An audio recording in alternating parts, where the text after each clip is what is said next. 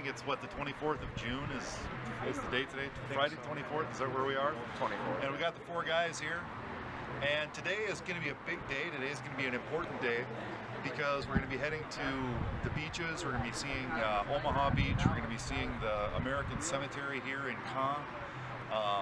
Seeing a lot of the stuff that's left from D-Day, and I'm just kind of, maybe I'll pick on Sam first and just say, hey, what do you anticipate? What are your thoughts as we head to looking at D-Day stuff today? Well, I think it's going to be pretty gnarly to see what those Rangers and all that went through. We're going to see whether the Rangers climbed the cliff, so I think that's going to be pretty awesome to see that they actually did that under gunfire. I probably couldn't do that just climbing up it. And then I think the cemetery will be pretty moving too, that's what our guide said, so yeah. Okay, good. Jason? Yeah, I'm looking forward to the beaches and the cemetery. The cemetery is probably going to be a tearjerker, but it should be good. Landon? Yeah, I got to go along with Jason. I think the beaches are going to be a really cool and heavy, powerful impact on us, or on me anyway, and the memorial as well. I'm looking forward to it. I think it's going to be an overall good and exciting day. Okay. I'm looking forward to the memorial and the cliffs as well as Sam, because I think that they'll be both very moving and be cool to see what the Rangers went through on the cliffs. Okay. All right. Thanks, guys. Myself in any of these videos because, as you all know, I'm not terribly photogenic or anything like that. But I'm standing here off to my left. As you can see over my shoulder is Omaha Beach, where, as most people watching know, this is where D-Day took place, June 6, 1944, where the liberation of France and the liberation of Europe from Nazi domination began. And this is one of the beaches where American troops hit. And of course, it's the bloodiest, most deadly beach, the most deadly part of the invasion.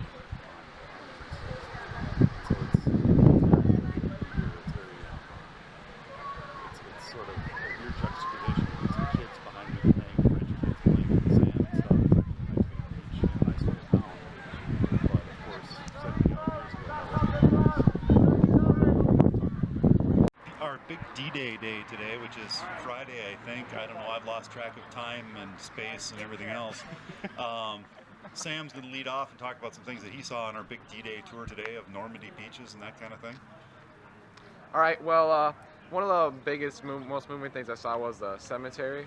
There was just so many graves, and it's just really moving to see that all these 18-year-old farm kids and workers in factories, or they came here. What the? Anyways, they came here. They came here and sacrificed themselves to liberate a country that they may not have never heard of and that they surely never been to before. And they came over here and laid down their lives for them, and I think that was just really special. Okay, good. Landon? One of the things that really kind of hit home with me, well, a few things actually, like Sam said, the cemetery and also the Rangers monument did too. First, I'm going to talk about the cemetery a little bit too. It really touches that special place in your heart, and it just makes you really appreciate the stuff that they've done, and makes you appreciate all the hell that they went through to get to where we are today and where everyone else is and where they all stand as well. And at the Rangers monument as well, you got to see like all the holes in the craters from the bombs, and it's gonna be hard to go back and explain, and even to you guys that are gonna be watching this, explain to you how big they actually were, because I mean you just can't explain it, you just gotta see it yourself. And so I mean it was a very powerful day. Well, I'm just talking about the food here. It's absolutely amazing. A lot of it seems to be homemade, and it is really good. The ice cream I had was rich as can be, and I couldn't get enough of it. Okay. Yeah. The cemetery was really moving. You guys took everything. The cemetery was really moving. The blown up stuff at the cliffs was really cool. And like they said, it's really hard to describe it because those are some really big holes. We got to learn the difference between a hole made from an artillery shell versus a bomb.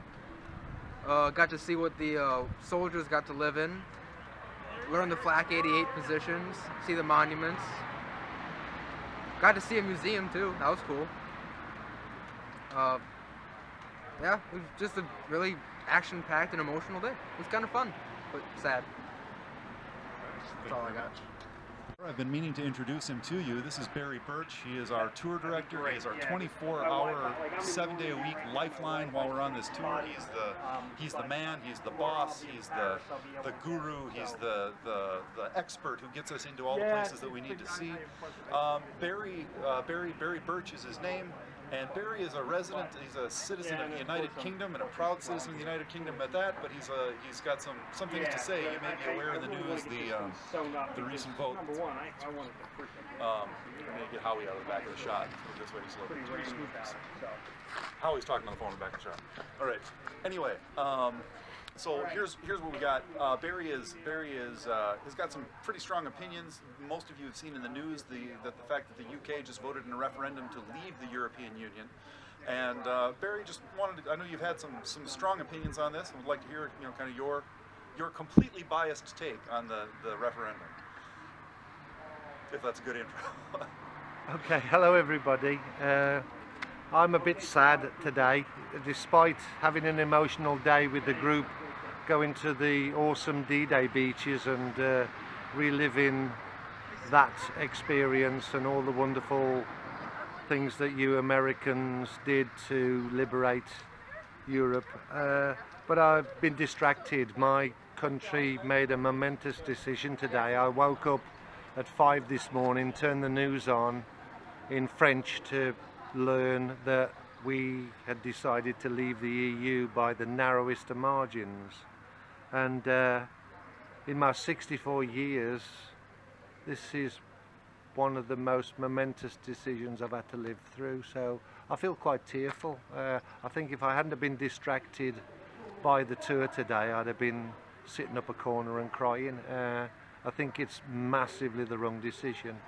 I'm very disappointed with my country that they've made this decision. And to put it into context, the community that I live in, a very multi-ethnic, multi-religious community in northwest London called Haringey, we voted as a community 75% to stay in. So can you imagine my surprise and shock that the country as a whole wants to move out? So we seem to be a country that's falling apart. We seem to be a country that has a different vision of the way we want to go, and we're certainly now a country in transition. So we'll all have to watch this space over the next couple of years to see where we go. And I'm going to continue to be hopeful, but I'm grasping at straws to be hopeful at this particular moment in time.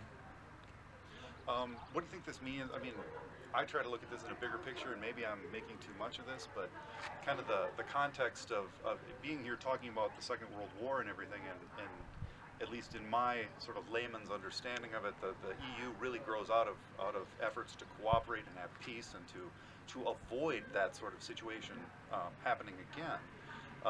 Just kind of, I don't know if you have any thoughts or anything you want to say about that? Or? Yeah, well I do. You'll all know that NATO was something that came out of World War II and the Cold War, and was an attempt to provide peace and security against perceived threats from others. But I would like to remind you all that the European Union is a recipient of the Nobel Peace Prize, and that's because 29 member countries have not gone to war with each other while they were members, and that's a damn good reason, given our history in the 20th century, to be in a union together. It seems to me a no-brainer that the modern world needs combinations of people, combinations of countries to work together for the common good, especially for the world problems that we've got, not to start getting smaller and smaller and smaller as our self-interest develops. Thank you very much, Barrie. Appreciate the time. My pleasure. All right. It's still Thursday, I think. It feels like it's still Thursday. You guys are hanging out here in the hotel room. Friday. Is it Friday? Whatever It's day. Friday. Whatever day it is, we're here. It's been our D-Day day. We're kind of winding down here and catching some rugby. You guys are getting exposed to European sports. And I think the verdict is, I don't know, what's the verdict? The verdict on rugby is? It's cool. Yeah. It's rough. It's violent. Easily entertaining. I want to play. All right. Sounds good. We all have a positive verdict on rugby then. Sounds good. Confusing though. Yeah, it's confusing.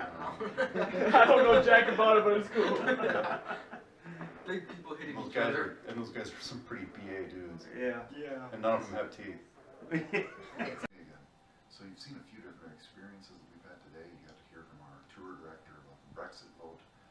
But obviously the biggest focus of today have been